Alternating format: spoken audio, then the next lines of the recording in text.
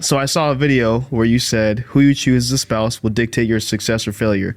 Why is it only on women? Do guys not count? That's a really great question. I'm guessing it's a woman asking that question. And so. Guess what? Guys do count. So if a woman is a Captain Save a Bro, just like I say, hey man, if a guy is a Captain Save a Hoe, meaning you're going to take this chick who has, who's damaged, who doesn't share your vision, who is maybe a gold digger, and you're going to try and save her, make her codependent on you, and then later in life complain that she cheated on you or she made life hard for you and you weren't able to succeed because you're always trying to appease her, Well, guess what? There's women out there who are Captain Save a Bros. Like they'll look for a guy that's like their broken dad, angry, upset, a cheater, and then they'll try and get with that guy in order to fix that guy so they can metaphorically fix their dad. That never works out either, right? And they get disappointed in that guy. Or even worse, they've been hurt, these women, and so they go find a very docile guy who's very much like a boy. Maybe he was raised as a mama's boy, and they want that guy who is boyish to be a man for them, but you intentionally went and you found a guy who's docile, who's a mama's boy, who has had his wings clipped for whatever reason, trauma or that's just how he is. But now you're trying to make him into a masculine man, but you want to be safe, but you treat him like a son more than a man. That's not going to work either. Like, how are you going to achieve your goals in life unless you're equally yoked, right? And when two broken people find each other and they become codependent, that's the worst scenario, where it's this whole constant thing. Like when I hear me and Di, we go on a date night and then we hear like a table across from us like, hey, are you okay? Everything okay? Or there was this one Thanksgiving party that I had and we invited a former team member here and they brought the girlfriend with them to the Thanksgiving party. And I could hear him every now and again, he'd check in with her. Hey, are you okay? Everything okay?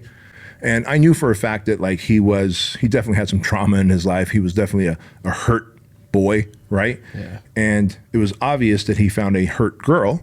So they're both equally hurt. They're both codependent on each other. And so you can tell she's getting frustrated each time he's checking in every 2 minutes. Are you okay?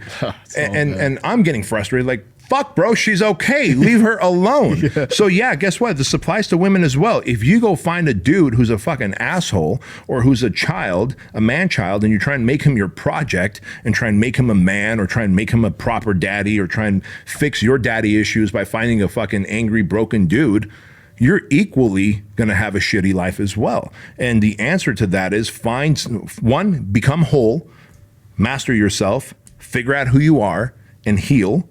And then find someone who's equally yoked so that you can have a fucking amazing life together, male or female. What is it that someone should be looking for, or actually not looking for, what they should be looking out for, male or female?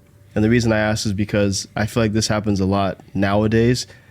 Before, it wasn't like there were no red flags before. Of course there were. But it was a little bit different. People carried themselves a little bit differently. Now, everyone has OnlyFans. Yep. Guys are doing things they're not supposed to be doing. It's just kind of all over the place. It's a free-for-all.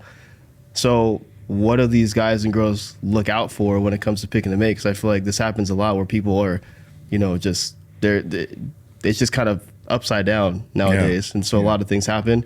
Bad relationships happen, toxic relationships happen, and they just keep choosing incorrectly. They keep choosing incorrectly. And the reason they keep choosing incorrectly is they're choosing based off looks and based off desire, right? Like, oh man, I could bang her. Or man, you know what? He's got nice cars and looks like he's got a nice house and he travels everywhere. Like, that's the kind of guy I want. It's like, okay, well, do you know if he comes from a solid family?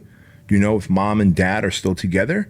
I mean, that to me might be an indicator. It's not a make it or break it, but it's an indicator. It's an indicator, number one. Number two, are they the type of people that are looking for some kind of approval and validation and attention on social media? Because now I might creep your social media, guy or girl, and see what kind of person you are. If you're constantly putting pictures and stupid stuff, and the stupid stuff isn't just about booty shots or flashing cars and stuff. Like, if you're that negative attention-seeking person, like, things went wrong in my life, drama. It's like, motherfucker, if every third post is drama or attention-seeking or validation-seeking, you probably don't know how to self-soothe. You're constantly looking for external validation. You don't know how to give internal validation to yourself. You don't know how to love yourself, so you're looking for external happiness. I am in charge of my happiness. You can't make me happy. And then if it's the type of person like, oh, you make me happy, you complete me. Guess who completes me? Me. I complete me. I make myself happy. My wife just happens to be a happy benefit, right? And vice versa. She has to make herself happy. She has to complete herself. She can't have expectations of me making her happy. That's fucking internal. Happiness is an inside job. And so if you look for indicators, like even faith, right? Like if like you're pretty strong in your faith. If your wife did not share the same faith as you, would that be a deal breaker in the beginning? Like I know how the story went, right, where she had the faith and then you came into faith after. Right. But if it was vice versa, you have the same level of faith that you have today, and you meet Betsy, and let's say she is faithless, would that be a deal breaker? If it stayed that way, yeah. Probably, right? Yeah, but like basically, if someone wasn't willing to have the conversation to either be open to learning or whatever it is, then yeah, there'll probably be an issue. Right. Yeah. And so you got to look for all those things, man. But when people are just searching for pleasure, making their decision off a swipe on Tinder or Instagram, where the fuck they're looking these days, and it's all based off visual and based on what people post, like, are they looking for attention, negative or positive? I don't want that. Are they doing something that my core values don't align with, right? So let's say you brought up OnlyFans. Let's say some chick's doing OnlyFans. I have zero judgment towards that. Hey, you're doing OnlyFans? Cool. But I ain't going to marry you. I don't want my son to marry you, because I raised my son differently, and I know that he would deep down inside have an issue with that, of another man lusting over his woman, even if that man will never see that woman in person. And so that's a deal breaker. But when someone's like, oh, I can just look past that. I can look past that. So I would see, what is their family situation like? What is their faith like? What, are there core values that I have that they just are okay to violate and absolutely just plow through? If we don't share core values, then that's a deal breaker on both sides. I remember talking to my wife in the beginning and saying, hey, look, you're going to college. What are you going to college for? She goes, oh, I'm going to be a physical therapist. I'm like, oh, shit. I'm going to be an entrepreneur, and I'm going to work so hard that I'm going to win back my time, and I'll be able to go on vacations whenever the fuck I want, forever, how long I want. So we're dating, but if you're going to be a physical therapist, that means you're going to have a boss, and you're going to have to get time off. And if you can't get time off, then we can't just have a spontaneous vacation. She's like, okay, then I will get my degree in pre-physical therapy, but I won't become a physical therapist so long as you can make good on becoming a financially successful entrepreneur. I go, cool. But one of my core values also is that the mom stays home with the kids, because I don't want my kids to see the inside of a daycare or a babysitter like I did. She's like, cool. Like, there was this conversation, right? And then I got to meet her parents, and then she got to meet my parents, and like, we took time. And so like, if she had social media back then, I might even creep her social media and see what kind of stuff is she posting. Is she posting stuff to elevate humanity, to serve humanity, to inspire, or is she posting shit to get attention, negative attention, positive attention, whatever kind of attention, right? Because if she's doing that, then odds are when I'm away on business, I might have my phone blowing up with negative attention. This went wrong and that went wrong. I've got a friend who's a very well-known motivational speaker, and he flies around the country and he speaks everywhere.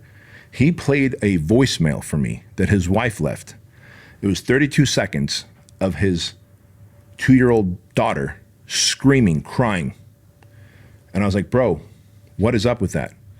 He goes, well, I flew to another state to do a speaking gig. And when I was done speaking, I checked my phone, and there's like 5 messages from my wife, how frustrated she is about the daughter, and then the 6th missed call was a voicemail that the wife left of just, I'm guessing the baby was crying, and she just held the phone there for like 32 seconds. Like, is there indicators of that he could have seen earlier on? Right. And so, because he's a friend, I talked to him about it. Yeah. He's like, yeah, man, there was. I met her in a bar, and cute girl. I thought I could change her, but she was just like getting all the attention in the bar. But when she's not getting attention and he's getting attention, because that's his job, he's a motivational speaker, she doesn't like the spotlight on him. And it's all subconscious. It's probably not even she's not consciously trying to fuck his day up. She's just like, right now I've got a 2-year-old screaming, and I prefer to get outside validation because I can't get validation from taking care of a baby. I don't know how to get love from a baby. That's a whole new level of healing she needs to do. And she's not a bad person. She's just had a bad shake at life, but she's got healing to do. So all this to say that he tried to save her and try to fix her, and it didn't work. And now he's in a predicament where he's a great inspirational, motivational speaker, but God forbid something goes a little wrong at home, he has to hear about it either then on the spot or when he comes home. And I'm like, is it even worth it to you? He goes, probably not. And we'll see how that relationship unfolds. But when you are able to see indicators ahead of time by actively looking for it, you will find things. And part of that is, the only way you can look for indicators is if you know what you're looking for. Right. So if Leighton's like, these are my core values. I'm looking for a woman who's like, in your case, Hispanic, who's beautiful, who looks like Selena, who, it's a long story, folks. Right, but who's this, that, and the other, has this kind of faith, has this kind of family. Like if you have your check mark, bro, it really is that. And people are like, well, that's not romantic. Fuck that. I want to feel the romantic energy, but then I'm going to go, you're going to be my life partner. We're going to share money. We're going to fucking dominate the world together.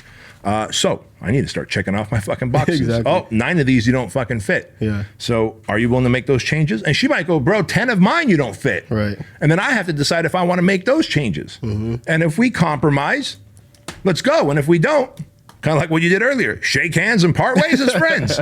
But that's what's missing, and that's how we end up having Captain Save a Bros and Captain Save a Hose.